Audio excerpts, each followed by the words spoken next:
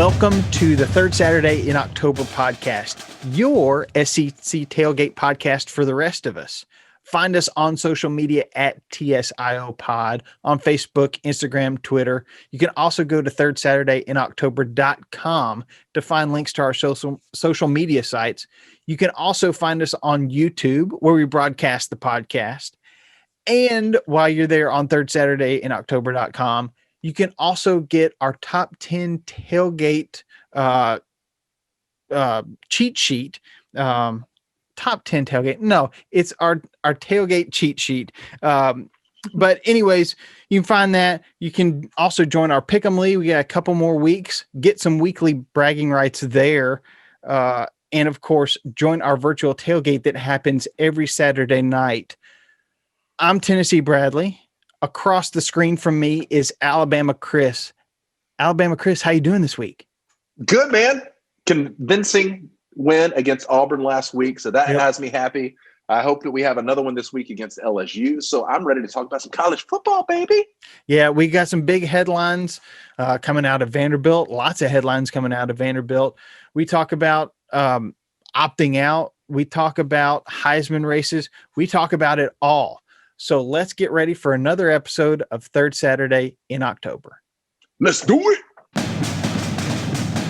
Well, headlines this week seem to be dominated really by Vanderbilt, which is a very un-SEC thing to imagine, honestly. Yeah. But with Derek Mason being out and Sarah Fuller kicking the first game for a female to participate in a Power 5 game, Vandy dominated headlines. Who knew?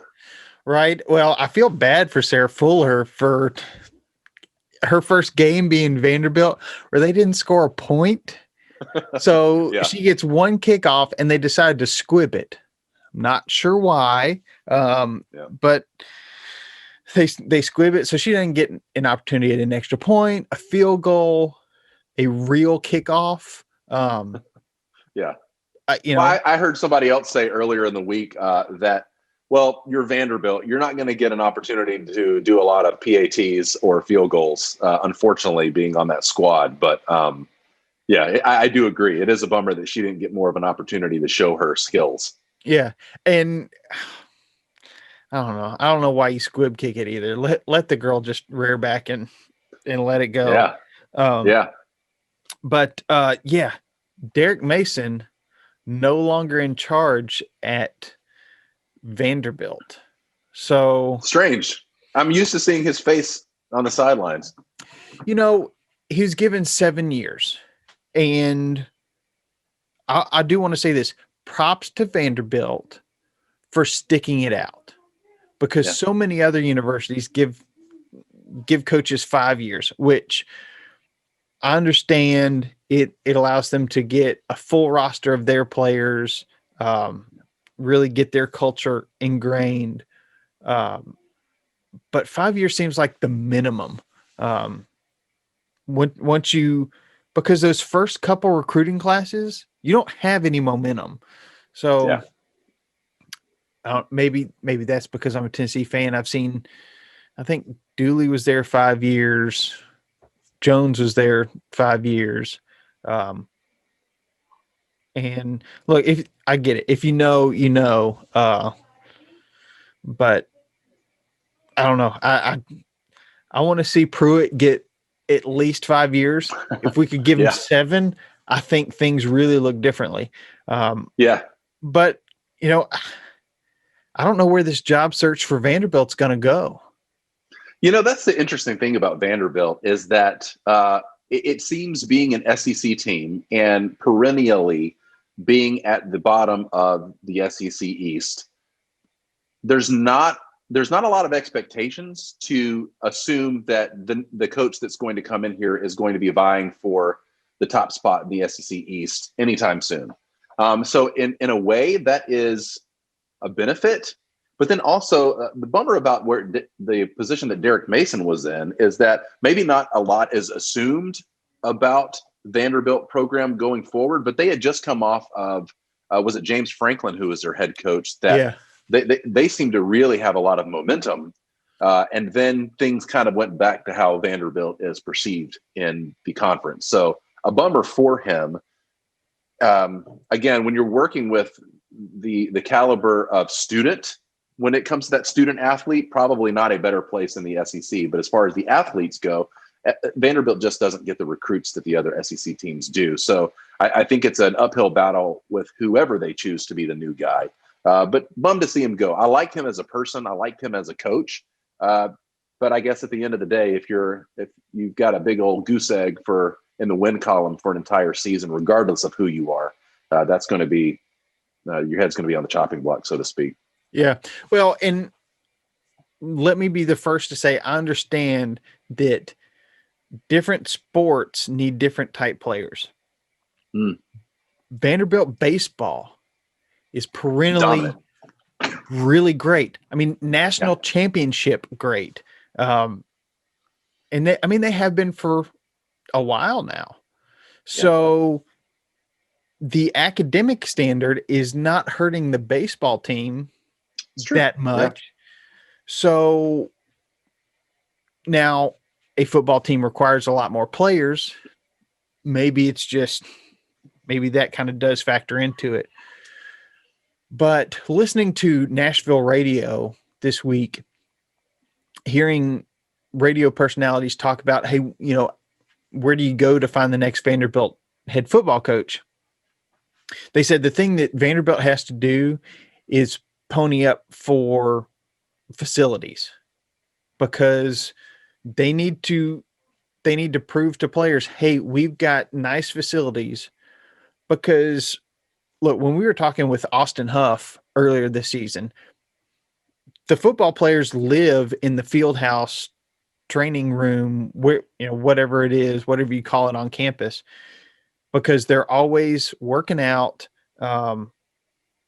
in meetings or practicing if they're not in class or studying. Yeah. If they go to class and study. At Vanderbilt, I think they do a lot of classes and studying kind of stuff. I guess that's part of college. But right. But Vanderbilt needs to commit to that, because that is how you recruit players today. Yeah. So I don't know. We'll have to wait and see what Vanderbilt does. But the radio guys were saying, hey, you have to come out with some sort of a declaration of, we're starting on a new field house and it'll be completed by 2023, something like that. You have to have some sort of press release. You got to have it in print, so that people understand you're committed to this. You can't just be, kind of throwing it around. Just we're gonna build something in the next few years. That's not concrete enough. Right. That makes sense. And I have to agree, but I don't know how they found James Franklin. He kind of just popped up out of the blue for me. I wasn't paying attention to Vandy football. So I don't know how you find a James Franklin type. Now, the problem is, you find a James Franklin, he's going to be around for a couple of years and then go get a better job. Yeah. But if you can figure out how to evaluate those up and coming coaches, how do you find a Nick Saban? Where was he? Central Michigan? Initially. Yeah. And how do you find those coaches and bring them to the SEC? I mean, he did a great job at LSU. I still think Pruitt can be one of those guys. So I don't know if it's just evaluating coordinators, if it's evaluating head coaches at non-Power 5 schools, but yeah, interesting that I wonder, when's the last time that the SEC had an offseason where there wasn't an SEC school, at least one, in a coaching search? It's got to be several years at this point. I know that last year they had the whole state of Mississippi got a new head coach. Yeah. I think Arkansas, a couple years ago, it was like 5 schools had new head coaches, or 4 or 5.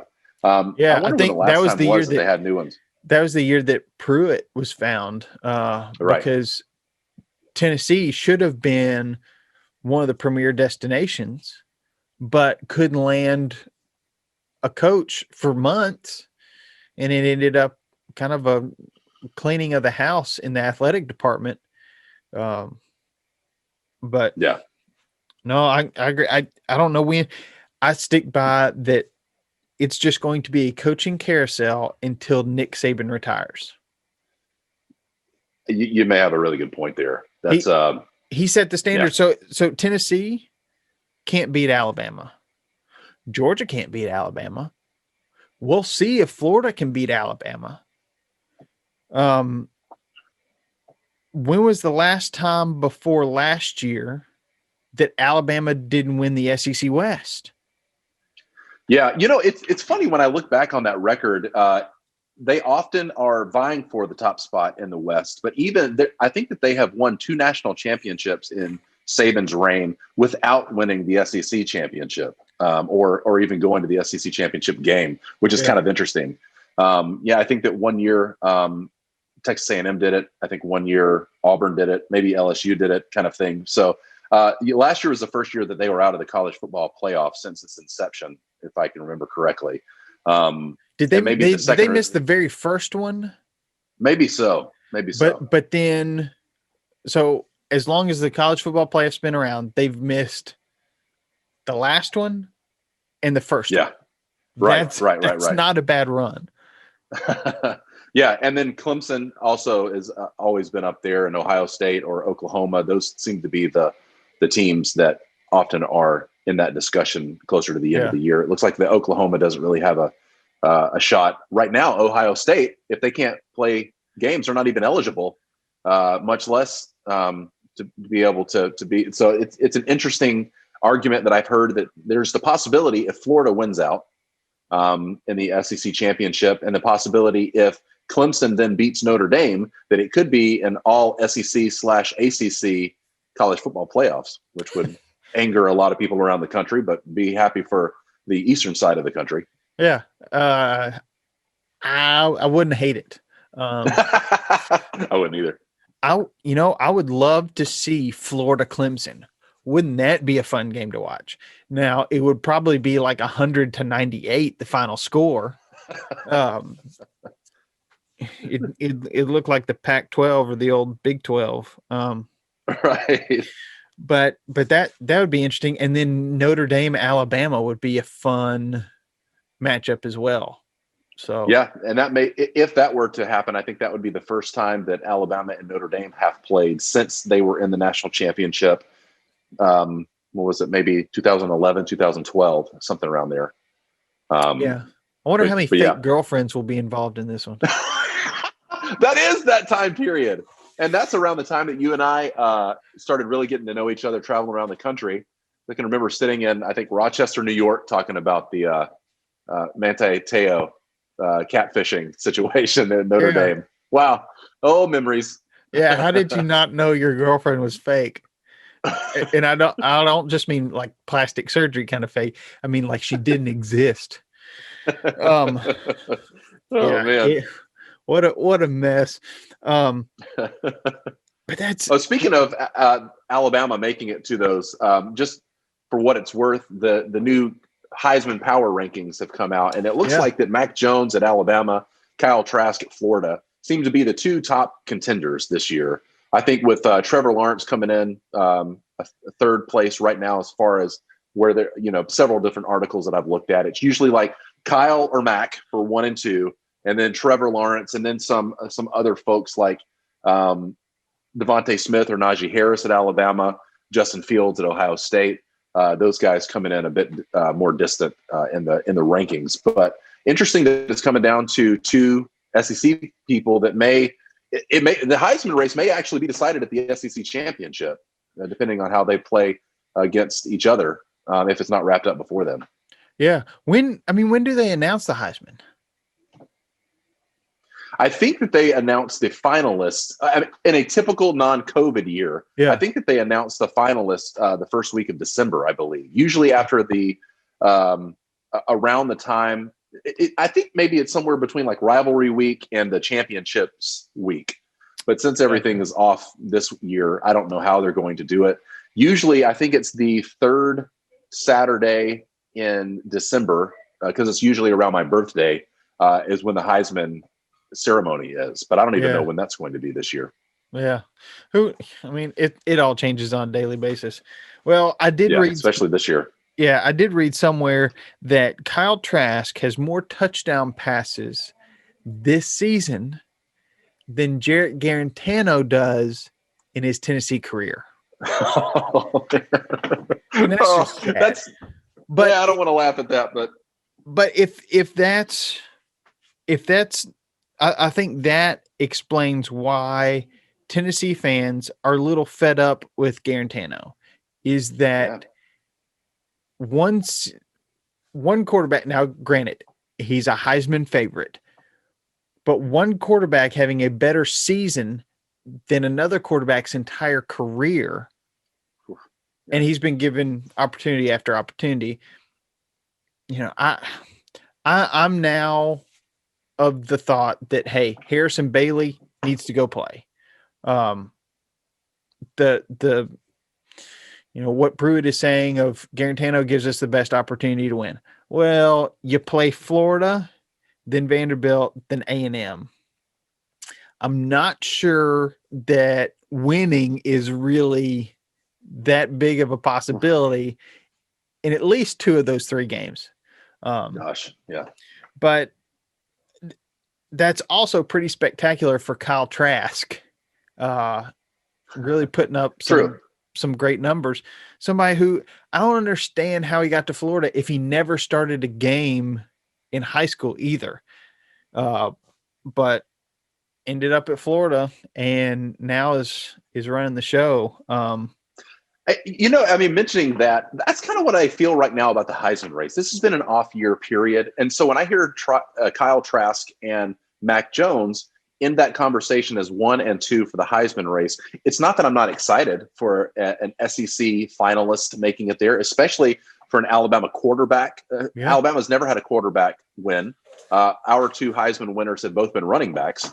And that's been in the last 10 years or so. I think Mark Ingram was 2009 and Derrick Henry was 2015. And so the fact that one of our quarterbacks is in the running, but I've just heard Justin Fields and Trevor Lawrence, especially for so many, it seems like several years now, to hear Mac Jones and Kyle Trask to be the front runners, it's still a little odd to me because I expected to see Trevor Lawrence run away with it in his senior year. And it doesn't seem like that he is, he's really vying for that top spot. He's in a solid number 3, but he's a junior though, correct? I thought this year he was a senior. I could be wrong. And then maybe Justin Fields as well has another year of eligibility left.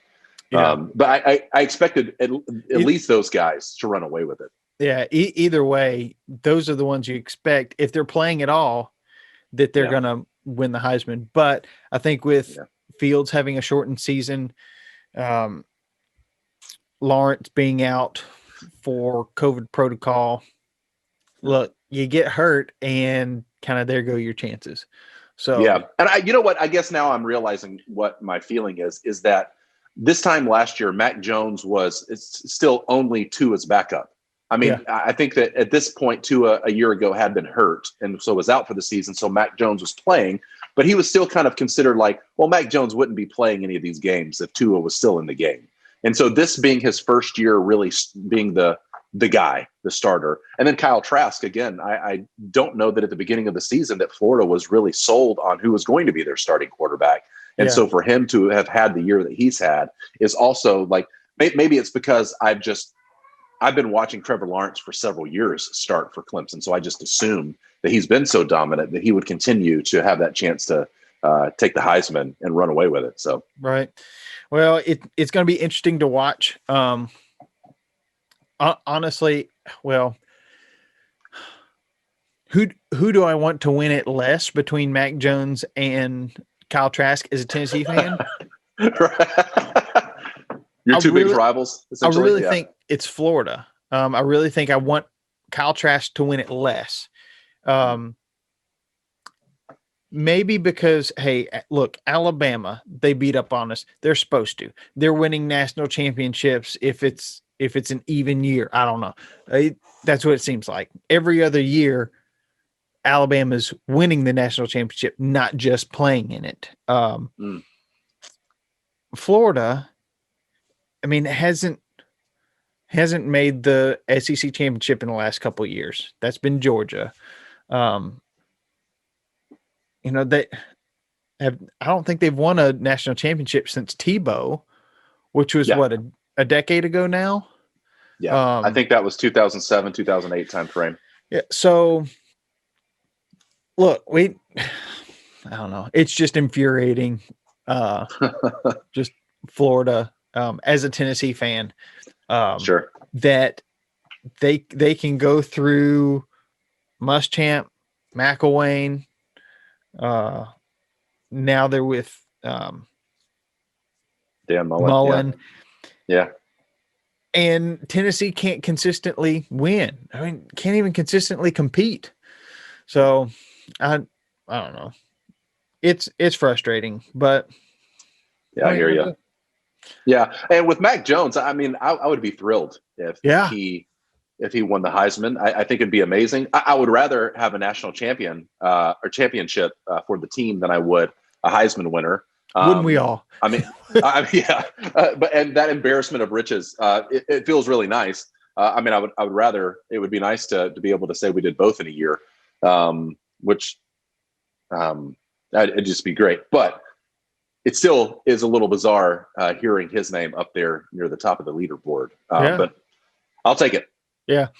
So, were there any other headlines that you wanted to hit this week? I mean, it's been Vanderbilt, continued Heisman talk.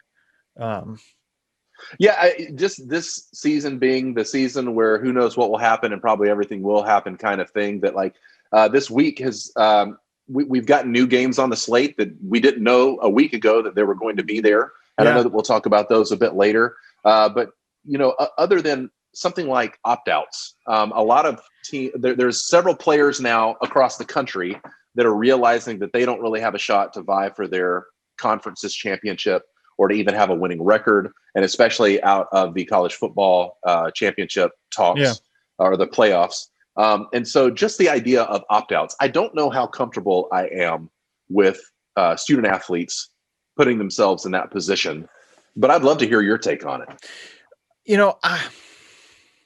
If I'm an NFL scout team, front office guy, whoever, I'm looking at a player who says, you know what, my coach got fired, or, we've got 3 losses, we're out of any playoff race. I'm going to opt out and just declare for the draft. I'm thinking, okay, well, if my team has a bad season, you're going to say, well, we're not going to make it very far in the playoffs. I'm opting out. If that happened on the Titans last year, I mean, they don't make it to that AFC championship game, but they all bought in. They were the last team in the playoffs, and they make it to the AFC championship game. Now they kind of got bulldozed by Kansas City, but hey, Kansas City's pretty good. Yeah. But if you're on another team and you've got guys who are saying, you know what, we're not going to make it to the Super Bowl, we're going to opt out, then that's not the team player. That's not good for your locker room. So, the reason that a college degree looks good is not necessarily always all this knowledge gained, but I've completed something, because college shows that you can, it shows you that you can start something and then finish it, see it through. Yeah. So you started a college football career and you didn't even finish your last season, even if you're a junior. Yeah. Even if you're a junior and you're only playing 3 years, you couldn't even finish 3 years. Why do I want you to come to my team, especially if I've got an early draft pick, because my team hasn't performed well? Yeah. I need you to come and play all 16 games plus playoffs. And I mean, 16 games, that's more than colleges play. Yeah. I mean, I guess it's about a college season if you make it all the way to the national championship game. But yeah, I think that Clemson and or LSU in the last couple of years with college football playoffs have been able to go, 15-0. And I think that that's the record right now of a team and how many wins you can get in a season. yeah. So, yeah, I'm not a big fan of it. I'd rather see players play every game if healthy.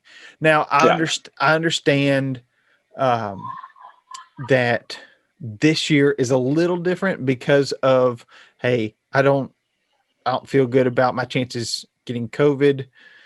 But I feel like most of those players made that decision early in the season. True. Yeah. Yeah. I think LSU is one of those teams that had a lot of opt-outs that had really hurt them. And I believe Vandy is another team. I think Kentucky is another team that had a lot of early season or preseason opt-outs that really has impacted their seasons. But yeah, you're right. With the last couple of weeks to slowly hear some trickles of people opting out to prepare for the draft, it is a bummer. And I know that you're looking out for your future prospects and the potential of millions of dollars and everything. And if your team is already in a losing season, I understand the mindset, but it still is frustrating. And I hope not a trend that continues to increase, kind of like how in the last several years it's become a trend, maybe in the last decade or so. I remember Christian McCaffrey decided to sit out for his bowl game so he could prepare for the draft. And that was talked about in a negative light. Well, now we're going into regular season with players opting out. So it seems to become like, what's going to happen eventually? Are you going to sit out your entire junior or senior year if you're potentially first round pick? What are you going to do? That's what Georgia's quarterback did. The transfer from Wake Forest sat out to prepare for the draft.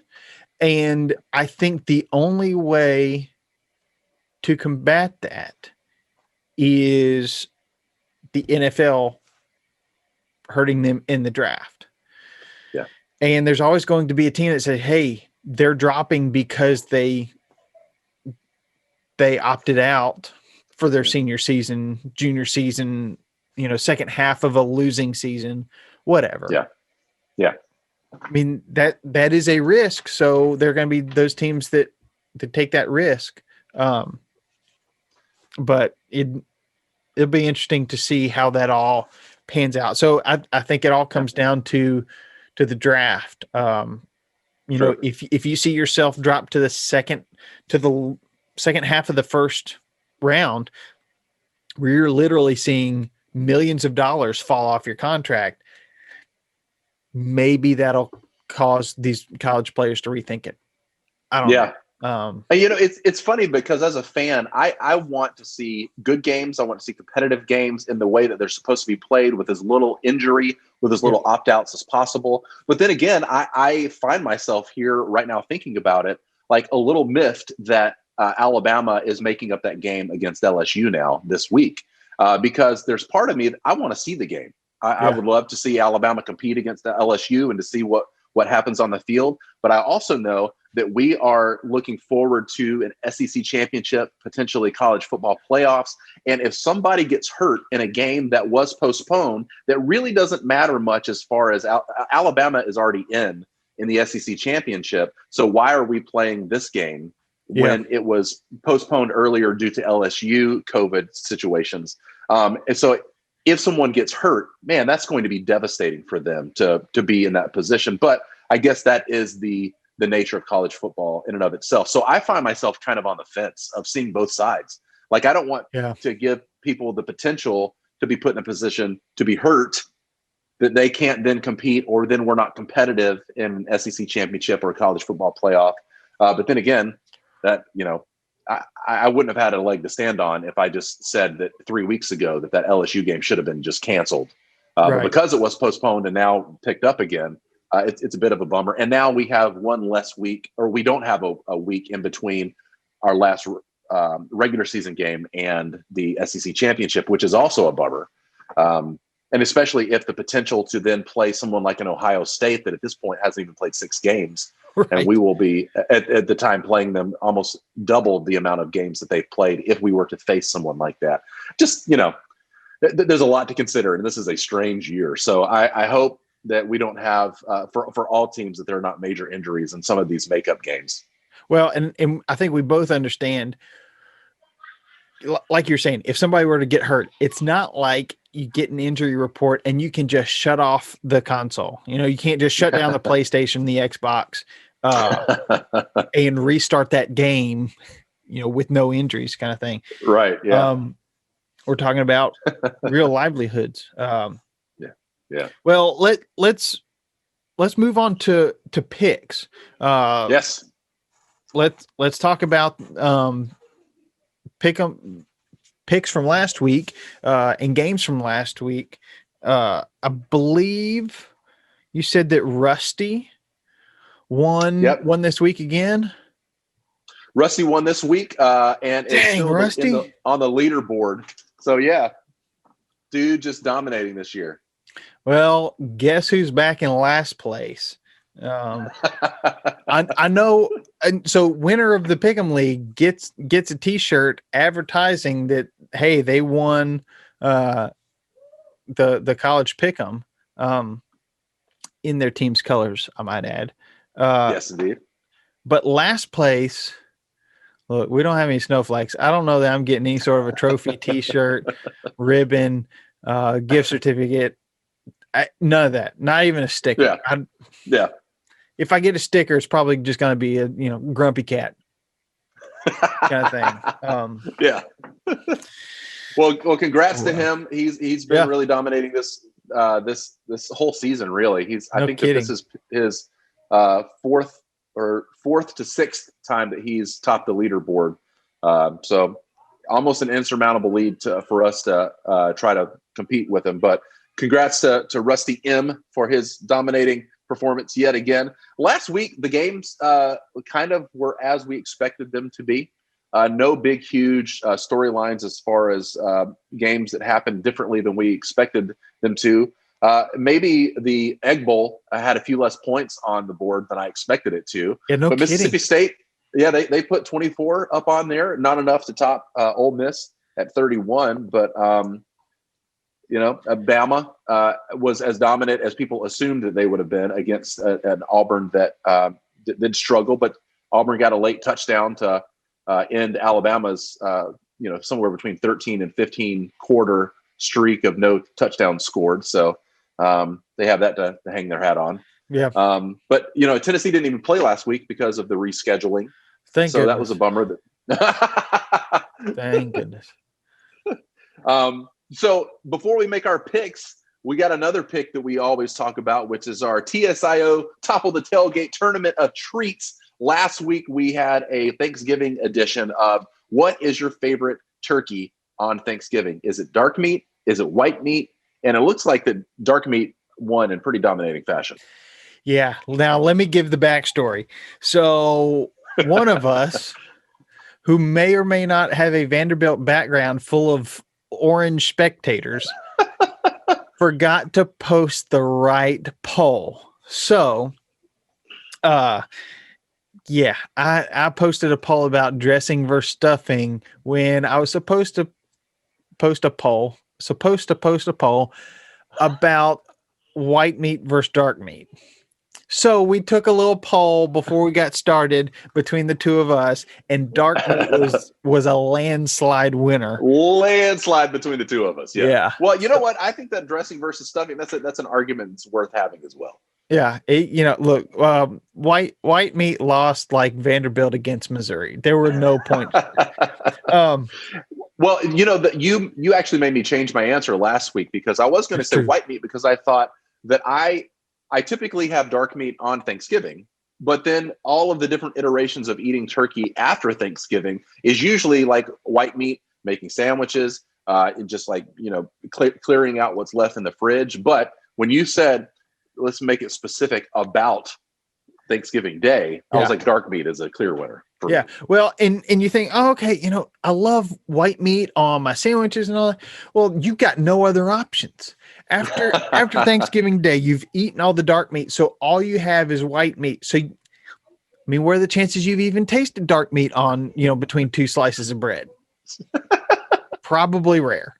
Slim Probably. to nil. Yeah. So, yeah, dark meat all day for me as well. So, hey, we've got some games coming up. Yep. So let's go through picks. We can kind of talk about the games there. Yep. Because, Well, quickly, hey, right before we hit yeah, that, let's just do this week's category. Our that's last right. category of the season. Maybe there may be one more week. I'll have to check back and see. But this week's category is hot weather beverages. So hot weather beverages, would you rather on a tailgate, remember specifically around tailgating, would you rather have hot chocolate? Would you like to have a little alcoholic nip with a hot toddy? Would you have hotty toddy, baby? Hot apple cider or coffee? Those are our four choices. Coffee, hot apple cider, hotty toddy, hot chocolate. What do you think on the TSIO quintuple T top of the tailgate tournament of treats? And now let's get to those game guesses. Yeah. Well, and I want to say that coffee, Chris, you're kind of like coffee. Well, I said, hey, look, in Central Time Zone, those 11 a.m. kickoffs, maybe you need a little pick me up in the morning. Yep. Those 7:30 kickoffs for Eastern Time Zone. Oh, in the evening. Yeah. You need something to keep you awake. So hey, I know people, they'll drink coffee any time of the day. So hey, I'm one of those right here. Yeah. Yep. There you go. Any time of day, baby. Personally, I'm not sure I've ever had coffee in my life. I don't drink a whole lot of caffeine. I don't need a whole lot of it. I'm too hyperactive as it is. You're on natural. Yeah. Let's get to, I did have half a Red Bull once, and I felt my heart just kind of go, brrr. I said, I'm done. That's enough for me. So let's look at these games. We got a full slate of games for now. Yeah, brother. Yeah, 4 now. So we have our hash brown casserole set, which are our early morning games. Hash brown casserole and coffee. Yes, indeed. Absolutely. So we've got Texas A&M versus Auburn. That's going to be over on ESPN at 11 a.m. What are you thinking, buddy? Texas A&M, only a 6.5 point spread. Yeah, I think Bo Picks leads Auburn to a loss of more than a touchdown. So I am all that to say I'm going with A&M to cover the spread on this one. I hear you. I'm actually a little confused by the spread. I would have assumed that I was going to say a dominant Texas A&M team, but they didn't look so dominant as they had in weeks before last week in their game. It was a win, but there were some struggles there. So maybe that's it, but still number 5 team in the country, only a 6.5 point spread over number 22 Auburn. I feel like it's going to be maybe a redemption week for A&M, and they're going to win by more than that. So with my shock that it was only 6.5 points, I'm picking Texas A&M here. I think it's a good pick. Then we've got Arkansas, the Hogs against the SEC Tigers of Missouri at 11 on SEC Network. Missouri, just a 3.5 point favorite. Yeah. Both of these teams have had some ups and some downs this season. Missouri is playing at home. So essentially what Vegas is saying is they're only a 0.5 point favorite, because usually home point advantage is somewhere around a field goal. Yeah. So they're assuming these teams are pretty evenly matched up. But I think that Missouri being at home, wanting to keep that winning record, I think that they're going to take this. I say Missouri wins with the spread. Well, Missouri did have the shutout win against Vanderbilt last week, but I'm going with the Boars, the Wild Hogs. Oh, good for you. Woo Pig. Yeah, I think they win a tight one. Look, Arkansas is good. They just play in the West. Missouri has really kind of pulled it together under Eli Drink late this season. Even Tennessee beat them early in the season, but I don't think that would happen today. So I think it's a close one, but I'm picking Arkansas to pull that one out. Gotcha. Okay, well, we'll skip next SEC CBS game of the week at 2:30 because that's with your volunteer. So we'll come back to that at the end. So let's move ahead to the 3 p.m. game on the SEC Network. We got Vandy taking on Georgia at Georgia. Georgia is expected with that spread a 33.5-point favorite. What do you think, buddy? Daniels has just breathed life into this Georgia offense. I think the Bulldogs cover against the Commodores. Commodores who are a little bit reeling as a bad season just seems to have gotten worse. So I think Daniels gets them out to an early lead. I don't know who comes in late in the game at quarterback, but with Georgia's running game, look, they can still score anytime. So I'm going with Georgia. Who you picking in the Commodores versus the Bulldogs? Yeah, again, traditionally when I do pick'ems, back a half a decade ago or longer, I would not have picked a team if they had a 30-point spread just because of all of the different things that can happen. Again, like I've talked about a couple of weeks ago, unless it was like a dominant Oregon team, one of those West Coast offenses, one of those get it in the air often offenses kind of thing. But it's a new day in the SEC, and these types of games, again, like you talked about a second ago, Missouri beating Vanderbilt last week, 41-0. And I think that Georgia is a far away better team than Missouri is. Also, last week, Vanderbilt wasn't playing without their head coach that's been there for the last 7 seasons. And so I think that they have less to play for, unfortunately, this week. Georgia has, they're sitting at 9th in the nation right now in certain polls. But, if they have any shot of coming in the back door with any sort of college football playoff talk, they got to win and win in convincing fashion. And I don't know that, dominating, blowing out Vanderbilt is going to really move the needle that much when it comes to these last couple of weeks. But I say Georgia wins at least by 33.5. So I'm picking Georgia with that one. Yeah.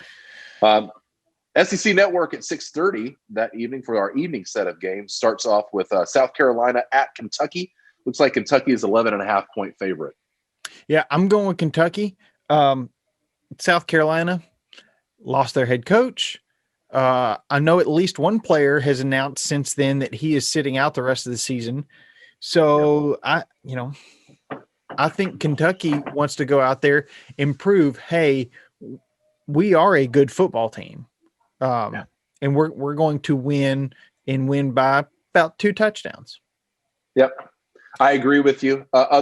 Except for the fact that I think Kentucky had maybe it was a running back or a linebacker. I can't remember off the top of my head, but somebody opted out this week. They were one of those schools that had an opt-out this week, but still, again, South Carolina is in a similar boat to Vanderbilt in the sense that they've lost their head coach and maybe lost the momentum lost the will to live in this COVID season that we find ourselves in. So I think that Kentucky could win by 11.5 at least. So I'm picking Kentucky then. Then the last of the evening set of games, we got number 1, Alabama at Baton Rouge, playing LSU in that makeup game from about 3 weeks ago. Right now, the spread is never has it been this far in the Nick Saban era, or the spread been this separate, but a 28.5-point spread for Bama to take this one down. That's a big old spread. Yeah. And I know that LSU is not the LSU of last year, but that is odd to see. Yeah. So since you are Alabama, Chris, give us your thoughts first. Well, right now it seems like, from what I'm hearing, from what Saban has said, he expects to be on the sideline, which is great. Good to have Saban back, healthy. I'm glad that with his COVID situation that it wasn't any greater than what it was. But even with the revenge game, it's hard for me to say that Alabama is going to beat LSU by 28.5. So although I think Alabama wins in convincing fashion, I don't think they will cover the spread. So for the second week in a row, I'm picking against my Crimson Tide and going with the opposing team. So I'm picking LSU this week. Well, I'm going with Alabama. what Saban preaches is don't pay attention to the scoreboard. Go out and execute every play. And Good it point. doesn't matter if Mac Jones and Najee Harris are sitting on the bench. I think he wants his offense to execute, and execution results in touchdowns. So I think that Alabama wins and wins big. That leaves us with one more game, the CBS game of the week at 2:30. Florida, number 6 Florida playing Tennessee. Look, Florida's a 16.5-point favorite. I will be surprised if Tennessee keeps it that close. Really? Yeah. Here are our options. Garantano at quarterback, who can't score a lot of touchdowns. Not a good omen. Or Harrison Bailey, who's still very green, and I don't expect him to throw a lot of touchdowns, but I hope to see him get some valuable experience in these last 3 games and go into 2021 with some confidence that, hey, I understand the game. I understand the game speed. I'm learning to read defenses. Yeah. That's my hope. I just want to see good decisions made by the Tennessee quarterback, whoever it is. Sure. Makes sense. So are you picking Florida in this one then? Yeah, I'm going with Florida. I just don't think that Tennessee can keep it that close. Yeah, I unfortunately am choosing Florida as well. I think that, again, like Mac Jones at Alabama, Kyle Trask at Florida is on a Heisman run, and he needs to make a statement because every down, every touchdown, every pass, everything is going to be critiqued from this point on. But he seems to work well under pressure, and I think that Kyle Trask leads Florida to a decisive victory. Again, unfortunately, I love the Vols, and I hate to see, I hate that this season isn't what we hoped it would be in the preseason. But Florida has been dominant, so I'm choosing Florida as well. Yeah. So we've made our picks. We all know what time it is. What time is it, Chris? It's time to pre-game. Tailgate, man cave, living room, pre-game, burgers, ribs, chicken wings, chip and dip, pre-game, scotch and a lot of IPA, Coca-Cola, pre-game, slaying darts, EA, cornhole, pre-game. How you gonna watch? So, Chris, Alabama's taking on LSU this Saturday night. How are you going to be watching that game? Sitting on my nice new wraparound blue couch with a set of wings. This is a wing weekend for me. I need something. I'll let the viewers and the listeners in on a little thing. What I do, it's a little unorthodox and it's a little interesting for my family and for the other observers to see this. But even when I go to somewhere like a Buffalo Wild Wings or somewhere where I'm going to have wings, I bring a set of gloves with me, and I look goofy. I look like a weirdo that brings his own set of gloves from the house to put on to eat my wings. But it's one of those things that I do. So as soon as I'm done, I just slide it off and then I can just lay right back. I don't even have to go wash my hands afterwards. So I'm going to have 2 gloves on, sloppy wing sauce around my mouth, and I'm going to enjoy it that way with the family. Or I say with the family. Not everybody is as enthused about SEC football as I am. So I'll probably have a smattering of somebody sitting beside me throughout the day, and especially during the Alabama game. But we will do some wings as a family, some fries in the what's it called? Our air fryer. Yeah. And we're going to do it up that way. So as a family, again, as it's been most weeks with COVID, we're just going to hunker down and try to make the most of it, make it as festive as possible. But that's how we'll be watching those evening games. How about you, buddy? How you pre-gaming? Well, I love the gloves idea. I don't think we talked about this when we interviewed Billy Collins, but we would always go to, at that time, it was 35-cent wing night at Buffalo Wild Wings on Tuesdays. And I would pick him up because he worked Tuesday nights. And so I think I'd pick him up about 9 o'clock, maybe 9:30. And we'd head over to Buffalo Wild Wings for a late dinner. And he's got a high heat tolerance. So he would get blazing from time to time. Nice. More weeks than not. Well, he also wore contacts. So he'd come home, wash his hands again, take out his contacts. And I can't tell you how many Wednesday mornings he woke up, put in his contacts, and oh man, he's screaming because they're burning because there's still some oil on his fingers and they've just sat in that solution all night. So gloves would have been a good decision for Billy, but that was never a decision that was made.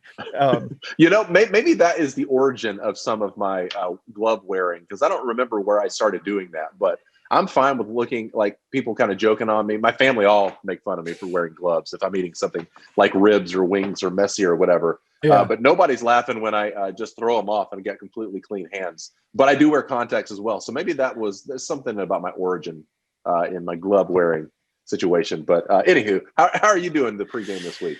I think I'm going to be watching the Tennessee game through my hands like it's a horror movie. I want to see us be competitive.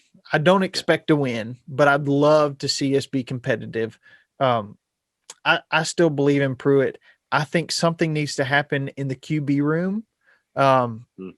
Some on one of the radio stations or one of the radio shows that I listen to, there's a former Tennessee player and coach who breaks down the game. And he said, look, something's got to happen in that QB room.